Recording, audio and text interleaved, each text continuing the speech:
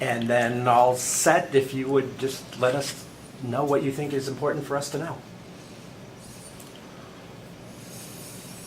Oh yeah, I was thinking interpreters have certification and licenses. That's very important to me, very important to me, because really a person's life is in the middle of the interpretation sometimes if you are at the doctor's office.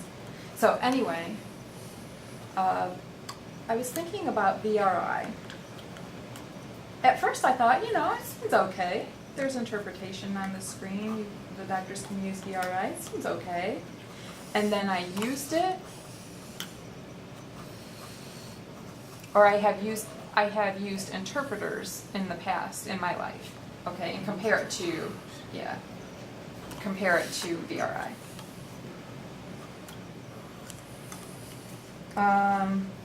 And then I had a doctor's appointment, and the nurse came in, checked my blood pressure, and asked questions about medication, and we were writing notes. And then the doctor came. And then at the same time, another person brought in the VRI and plugged in the power. And they said that they had to wait for it to warm up. And I was like, oh, okay. When it was ready, we still had to wait. We had to wait for it to be ready, and the doctor's sitting there waiting. Finally, it pulled up, and the doctor had questions and was explaining, and the VRI kept turning off over and over and over. I would say maybe every 15 or 20 seconds, it kept turning off. It was like every 15 or 20 seconds, and it just kept on going that way. I was very unsatisfied. When I was signing, and then the interpreter would sign, I would be like, what are they saying? It was like their hands were blurry. It was very hard to understand. So I'm sitting there trying to figure out what the VRI interpreter was signing. And I know it must have been something with the Wi-Fi. I was very unsatisfied with that. But if you have a serious situation with a doctor, you should have a real person with certification or licensing there and not have to depend on the Wi-Fi. Or they should change to full cable where it's plugged into the wall. There's no mistakes. In my opinion, for me, I would rather have a person, a live interpreter there. A real live person interpreter there. And the reason is because sometimes, when the doctor's checking during the appointment, and then they're finished, and you think you're finished talking, and then you have another question pop up in your mind. If the VRI is turned off, it's off. There's no more communication. If you have more questions, how can you communicate those? But if you have an interpreter, you can say, are there any questions? And you can finish your conversation that way.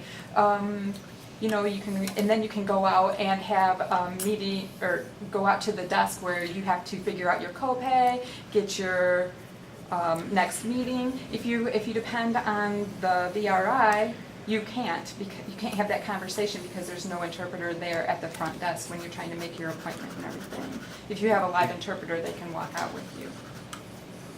So if you have any questions or any questions about the billing, you have a live person there that can do that. I think that is the number one very important thing to me.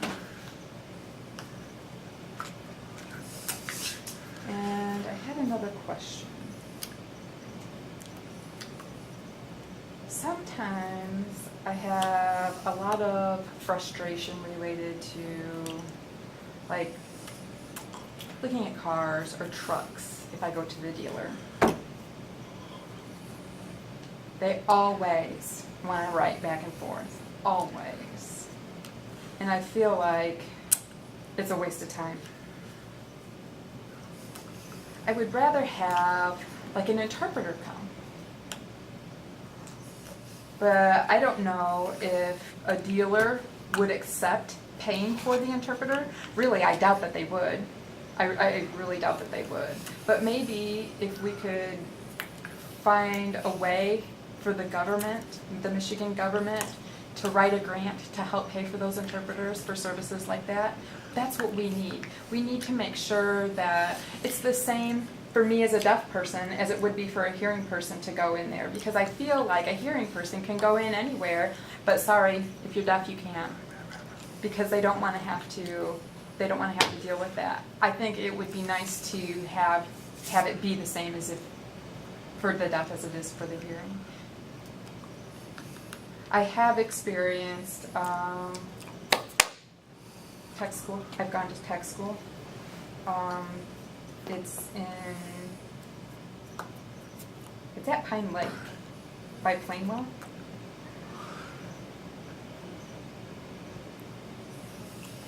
They had interpreters there, but I felt a little bit sad because the interpreters couldn't stay with you all day. Maybe just 20 or 30 minutes, and then they had to leave.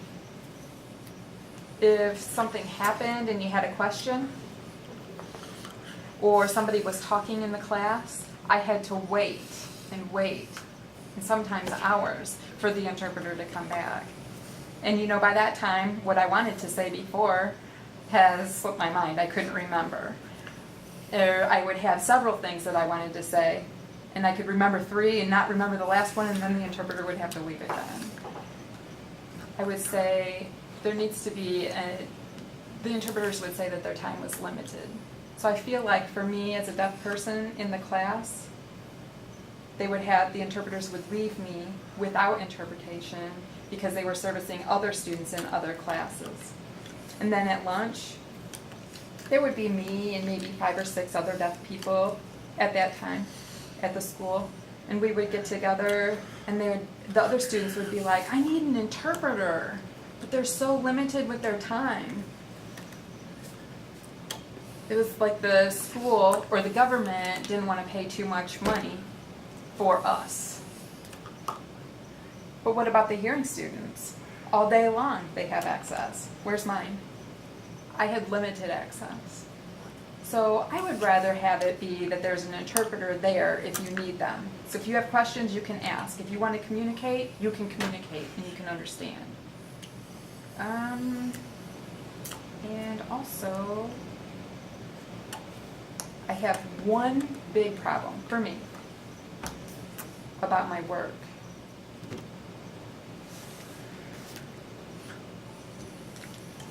About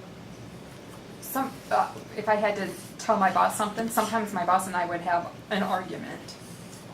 And I would say, I need an interpreter, and my boss would be like, no, you have to wait until next week. It's such a waste of time. Or they would say you have to wait 2 days. That's not fair. What about the hearing people? If they have a problem with the boss, they just go into the office immediately. But me, my boss said that I could write. Sometimes the words and the language they use are so complicated, and my boss's facial expression when I would express that would be like he's frustrated. And you know, there really needs to be the interpretation is very important. An interpreter is very important. You know, at any age of the deaf person's life, there needs to be an interpreter from the time they're little to the time they're aged. One person was a senior citizen and was at the doctor, and the doctor said, you need to go Temporary. temporary for what? He's gonna tag you next. Yeah. they were just gonna stay for a short time. And I really felt sorry for this person. The doctor said, maybe you will have to go to a nursing home, but just temporarily, just for a short period of time to the nursing home, until you're healthy again. Okay. So I went and I visited. And the staff would come in and just start talking. And this person could understand some of what the nurse was saying, but not everything. And did not understand at all some of the things that the nurse was saying. So the patient had to get up and walk around. The nurse would be talking. The patient said, "You need to stop. You need to stop." And the nurse kept on talking. And the patient said, "You need to stop." Wrote down on a piece of paper, "I need an interpreter." And they found out that staff person's boss didn't want an interpreter coming. What? This person is deaf. He's a patient here. They didn't have an interpreter even come. And I was thinking, if I was in that patient's shoes, I would be so angry and frustrated. How could I understand and communicate? And it was like that until he recovered enough to go home. I really felt so bad. And that's all. Thank you. I had a question. Oh, important question, but let me